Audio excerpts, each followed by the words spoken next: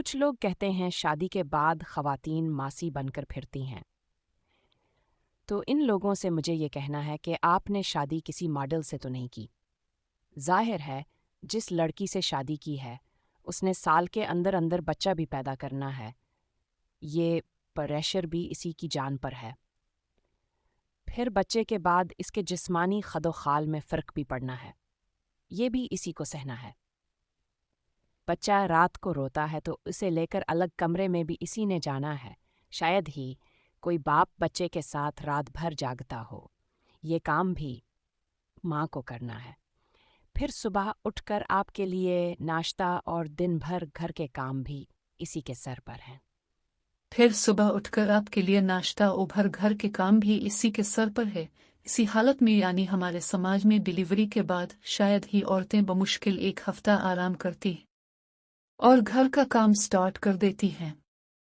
جسمانی درد، تھکن اور چڑچڑاپن یہ ان کی زندگی کا مستقل زیور بن جاتا ہے، جسے لے کے وہ پھر رہی ہوتی ہیں، اور کوئی بھی گھر کا فرد اس سے وہ زیور اتروا کر اسے ریلیکس کرنے کی کوشش نہیں کرتا کہ بی اب تم تھوڑا سا ریلیکس کر لو، بہت ہو گئے، اور وہ اسی تھکن میں اپنی زندگی گزارتی ہیں۔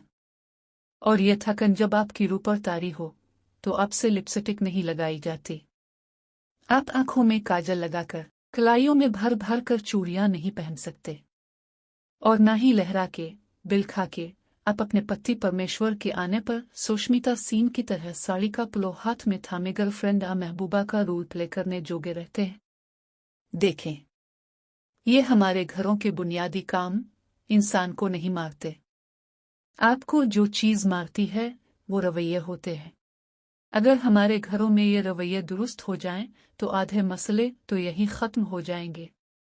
دوسری طرف زوجہ آپ کی خواہش کا احترام کرتے ہوئے تیار ہو بھی جائے تو سب سے پہلے تو ساس کی نظر میں آ جاتی ہے کہ بی سال سے اوپر ہو گیا ہے لیکن ابھی تک تمہارے بناؤ سنگھار کے چونچلے نہیں گئے، تو آدھی لڑکیوں کی فیشن سنس تو وہی مر جاتی ہے بھائی۔ تو ایسے میں اگر آپ کو شک ہوتا ہے کہ بیویاں تیار ہو کے نہیں بیٹھے تو ایسے میں شک بنتا نہیں ہے۔ باقی کیا آپ نے کبھی اپنی اداؤں پر بھی غور کیا ہے؟ اب کون سا عطر لگا کر باغوں میں گھما